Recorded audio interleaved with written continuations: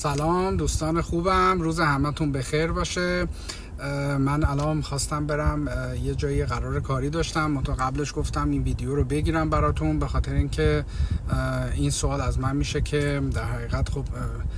منطقی هم هست. کسی که مثلا توی کورپوریتی داره کار میکنه، یک ایمپلویر بزرگی داره، خب هیچ وقت نگران تکس اینا نیستش، ولی وقتی که وارد یک بیزنسی میشی که خودت بیزنس اونر هستی،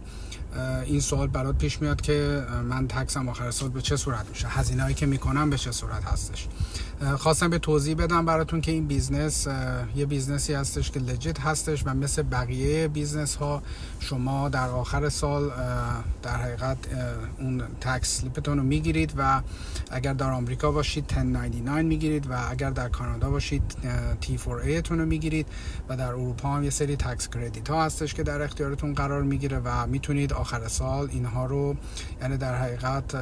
هر درآمدی که از این بیزنس دارید باید حتما اعلام بکنید. حالا مزیت این بیزنس چی هستش نسبت به حالا خیلی از بیزنس ها؟ اینه که شما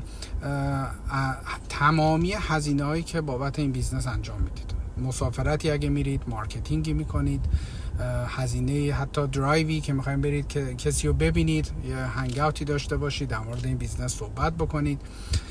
ترافل اکسپنس هاتون و ارزم به خدمت سابسکریپشن هایی که میگیرید برای حالا اپ ها یا تولز هایی که استفاده میکنید برای مارکتینگتون، تمامی اینها رو در حقیقت میتونید آخر سال به عنوان اکسپنستون اعلام بکنید و تکس کردیت بگیرید. بنابراین نگرانی نباشید که چی میشه آخر سال، من تکسمو چیکار بکنم، آیا معتبره، آیا نمیان سراغم در اساس درآمد و چکایی که ممکنه روزانه بگیرید تو این بیزنس. و نکته که هست این بیزنس این که شما تو این بیزنس منتظر نمیمونید که آخر ماه بهتون پی چک بدن یا هر 2 هفته.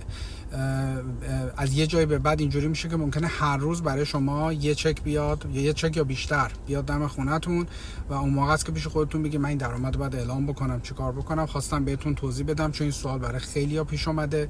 و من گفتم اینجا یه ویدیو بذارم و اینو توضیح بدم که برای همه روشن بشه. روز خوش، تا بعد.